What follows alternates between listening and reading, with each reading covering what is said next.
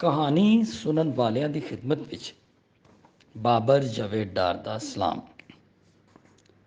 ਅੱਜ ਮੈਂ ਤੁਹਾਨੂੰ ਆਪਣੀ ਕਹਾਣੀ ਠੇਕਾ ਸੁਣਾ ਰਿਹਾ ਹਾਂ।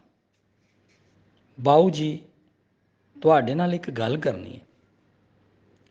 ਮਿਸਤਰੀ ਨੇ ਕਾਂਡੀ ਨਾਲ ਸੀਮਟ ਕੰਧ ਉੱਤੇ ਲਾਉਂਦਿਆਂ ਆਖਿਆ।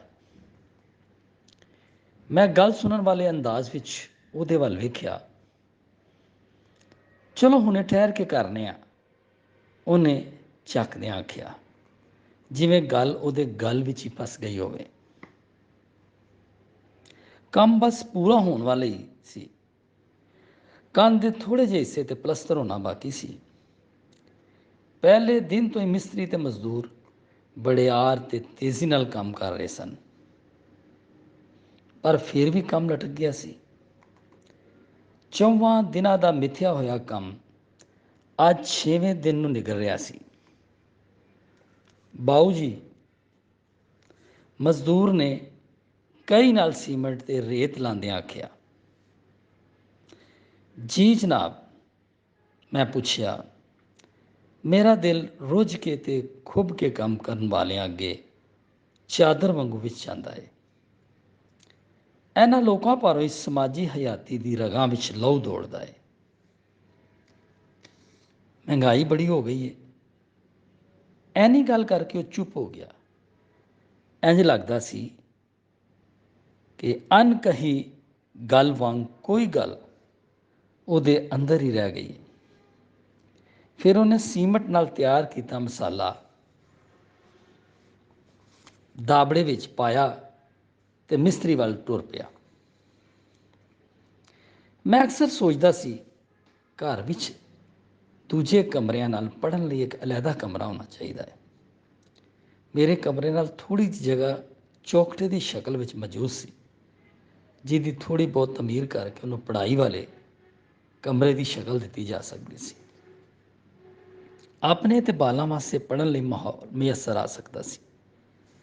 ਮੇਰੇ ਵੱਡੇ ਭਰਾ ਨੇ ਮਿਸਤਰੀ ਨਾਲ ਇੰਨੇ ਕੁ ਪੈਸਿਆਂ ਵਿੱਚ ਠੇਕਾ ਮੁਕਾਇਆ ਕਿ ਅਗਰ ਮਿਸਤਰੀ ਤੇ ਮਜ਼ਦੂਰ 4 ਦਿਨਾਂ ਵਿੱਚ ਉਸ ਕੰਮ ਨੂੰ ਮੁਕਾਉਣ ਤੇ ਫਿਰ ਉਹਨਾਂ ਨੂੰ ਕੁਝ ਬਚਦਾ ਸੀ।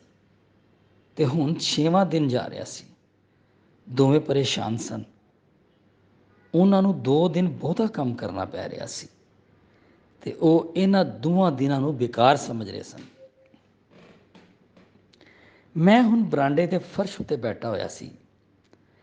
ਬਾਹਰਲੀ ਕੰਧ ਉੱਤੇ ਵੇਲ ਇੰਝ ਫੈਲੀ ਹੋਈ ਸੀ ਕਿ ਉਹ ਬਰਾਂਡੇ ਦੀ ਛੱਤ ਨਾਲ ਮਿਲੀ ਹੋਈ ਸੀ ਤੇ ਦੂਜੇ ਪਾਸੇ ਮੇਨ ਗੇਟ ਤੱਕ ਚਲੀ ਗਈ ਸੀ। ਫੁੱਲਾਂ ਨਾਲ ਭਰੀ ਇਸ ਵੇਲ ਵਿੱਚ ਇੱਕ ਟਹਿਣੀ ਦੁਆਲੇ ਚੱਕਰ ਦੀ ਸ਼ਕਲ ਵਿੱਚ ਛੋਟੀ ਸ਼ਹਿਦ ਦੀ ਮੱਖੀਆਂ ਦਾ ਛੱਤਾ ਲੱਗਾ ਹੋਇਆ ਸੀ। ਮੇਰੀ ਨਜ਼ਰ ਕਦੀ ਸ਼ਹਿਦ ਦੀ ਮੱਖੀਆਂ ਵੱਲ ਤੇ ਕਦੀ ਮਿਸਤਰੀ ਮਜ਼ਦੂਰ ਵੱਲ ਜਾਂਦੀ। ਸਾਰੇ ਹੀ ਆਪਣੇ ਕੰਮ ਵਿੱਚ ਡੁੱਬੇ ਹੋਏ ਸਨ। ਇਕਲਾਮ ਕਮਰਾ ਤਿਆਰ ਹੋ ਰਿਹਾ ਸੀ ਤੇ ਦੂਸਰੇ ਪਾਸੇ ਛੱਤਾ ਸ਼ਹਿਦ ਨਾਲ ਭਰ ਚੁੱਕਿਆ ਸੀ। ਇਹ ਸਭ ਕੰਮ ਕਰਨ ਵਾਲਿਆਂ ਦੀ ਮੁਹੱਬਤ ਦਾ ਨਤੀਜਾ ਸੀ। ਹੋਰ ਇਹ ਕਿਉਂ ਕੰਮ ਕਰਨ ਵਾਲਿਆਂ ਨੂੰ ਹਕਾਰਤ ਦੀ ਨਜ਼ਰ ਨਾਲ ਵੇਖਿਆ ਜਾਂਦਾ ਹੈ ਤੇ ਨਾਲੇ ਕਈ ਵਾਰ ਉਹਨਾਂ ਦੀ ਮਿਹਨਤ ਵੀ ਚੁਰਾ ਲਈ ਜਾਂਦੀ ਹੈ। ਮੈਂ ਖਿਆਲਾਂ ਵਿੱਚ ਡੁੱਬਾ ਹੋਇਆ ਸੀ। 3600 ਰੁਪਇਆ ਦੇ ਦਿਓ, ਕੰਮ ਮੁਕੰਮਲ ਹੋ ਗਿਆ ਹੈ, ਮੇਰੇ ਵੱਡੇ ਭਰਾ ਨੇ ਆਖਿਆ। ਵੈਸੇ ਤਾਂ 5400 ਬਣਦੇ ਨੇ, ਉਹਨਾਂ 6 ਦਿਨ ਕੰਮ ਕੀਤਾ ਹੈ, ਮੈਂ ਆਖਿਆ। ਉਹ ਭਾਵੇਂ 10 ਦਿਨ ਵਿੱਚ ਮੁਕੰਮਲ ਕਰਨ, ਸਾਡੇ ਨਾਲ ਠੇਕਾ 3600 ਵਿੱਚ ਮੁੱਕਿਆ ਸੀ, ਮੇਰੇ ਭਰਾ ਨੇ ਆਖਿਆ। ਇਹ ਗੱਲ ਦਰੁਸਤ ਹੈ ਕਿ ਉਹ ਸਾਡੇ ਕੋਲੋਂ 3600 ਤੋਂ ਵੱਧ ਪੈਸੇ ਨਹੀਂ ਮੰਗ ਸਕਦੇ, ਪਰ ਸਾਨੂੰ ਕਿਸੇ ਹੋਰ ਰੰਗ ਵਿੱਚ ਸੋਚਣਾ ਚਾਹੀਦਾ ਹੈ। ਤੇਰੇ ਕੋਲ ਬਹੁਤੇ ਪੈਸੇ ਨੇ ਤਾਂ ਤੂੰ ਦੇ ਛੱਡ, ਵੱਡੇ ਭਰਾ ਨੇ ਰਿੰਝ ਹੁੰਦਿਆਂ ਆਖਿਆ। ਭਾਈ ਜੀ, ਗੱਲ ਥੋੜ੍ਹੇ ਬਹੁਤੇ ਦੀ ਨਹੀਂ, ਆਖਰ ਉਹਨਾਂ ਦੇ ਵੀ ਨਿਆਣੇ ਨੇ। ਉਹਨਾਂ ਨੂੰ ਵੀ 2 ਦਿਹਾੜੀਆਂ ਦੇ ਪੈਸੇ ਨਾ ਦੇ ਕੇ ਉਹਨਾਂ ਦੇ ਬਾਲਾਂ ਦੇ ਸਾਹ ਔਖੇ ਕਰਨ ਵਾਲੀ ਗੱਲ ਹੈ। ਚੱਲ ਭਾਈ, ਤੂੰ 5 ਦਿਹਾੜੀਆਂ ਦੇ ਪੈਸੇ ਦੇ ਛੱਡ, ਭਾਈ ਹੋਰਾਂ ਆਖਿਆ, ਜਿਹੜੇ ਮੇਰੀ ਗੱਲ ਸੁਣ ਕੇ ਮੋਮ ਹੋਏ ਸਨ। 5 ਦਿਹਾੜੀਆਂ ਦੇ ਨਹੀਂ, ਘੱਟ ਤੋਂ ਘੱਟ 5000 ਦੇ ਦਈਏ। ਮਿਹਨਤ ਕਰਨ ਵਾਲੇ ਲੋਕਾਂ ਦੀ ਦੁਆ ਲੈਣੀ ਚਾਹੀਦੀ ਹੈ। मैं भाई होਰਾਂ ਨੂੰ ਆਖਿਆ, ਜਿਵੇਂ ਤੇਰੀ ਮਰਜ਼ੀ। ਉਹਨਾਂ ਆਖਿਆ ਤੇ ਮੇਰੇ ਦਿਲ ਨੂੰ ਕਰਾਰ ਜਿਹਾ ਆ ਗਿਆ। ਮੈਨੂੰ ਇੰਝ ਲੱਗਾ ਮਿਸਤਰੀ ਤੇ ਮਜ਼ਦੂਰ ਹੋਰਾਂ ਦੀ ਗੱਲ ਉਹਨਾਂ ਦੇ ਕਹੇ ਬਗੈਰ ਹੀ ਪੂਰੀ ਹੋ ਗਈ। ਹੁਣ ਉਹ ਆਪਣਾ ਸਮਾਨ ਬੰਨ੍ਹ ਕੇ ਮਜ਼ਦੂਰੀ ਦੀ ਉਡੀਕ ਵਿੱਚ ਖਲੋਤੇ ਸਨ। 2000 ਅਸੀਂ ਪਹਿਲੇ ਲੈ ਚੁੱਕੇ ਹਾਂ, 1600 ਹੋਰ ਦੇ ਦਿਓ। ਮਿਸਤਰੀ ਨੇ ਮਰੀਅਲ ਤੇ ਨਿੱਕੀ ਜਿਹੀ ਆਵਾਜ਼ ਵਿੱਚ ਆਖਿਆ, ਇਹਨਾਂ ਨੂੰ 3000 ਦੇ ਦਿਓ, ਅਸੀਂ ਕੱਲ੍ਹ ਕੁੱਲ 5000 ਤੁਹਾਨੂੰ ਦੇਵਾਂਗੇ। ਭਾਈ ਹੋਰ ਆਖਿਆ ਤੇ ਮਿਸਤਰੀ ਤੇ ਮਜ਼ਦੂਰ ਦੀਆਂ ਖੁਸ਼ੀ ਨਾਲ ਬਾਛਾਂ ਖਿਲ ਗਈਆਂ। ਉਹਨਾਂ ਦੀਆਂ ਮਰੀਆਂ ਦਿਹਾੜੀਆਂ ਜਾਗ ਚੁੱਕੀਆਂ ਸਨ। ਮੈਂ 3000 ਦੇ ਨਾਲ 300 ਰੁਪਏ ਮਿਸਤਰੀ ਤੇ ਮਜ਼ਦੂਰ ਨੂੰ ਇਹ ਕਹਿੰਦਿਆਂ ਹੋਇਆ ਦਿੱਤੇ ਕਿ ਕਮਰਾ ਮੁਕੰਮਲ ਹੋਣ ਦੀ ਖੁਸ਼ੀ ਵਿੱਚ ਤੁਹਾਡੀ ਮਿਠਾਈ। ਉਹ ਸ਼ੁਕਰੀਆ ਕਹਿੰਦੇ ਸਮਾਨ ਚੁੱਕ ਕੇ ਗੇਟ ਵਿੱਚੋਂ ਬਾਹਰ ਟੁਰ ਗਏ।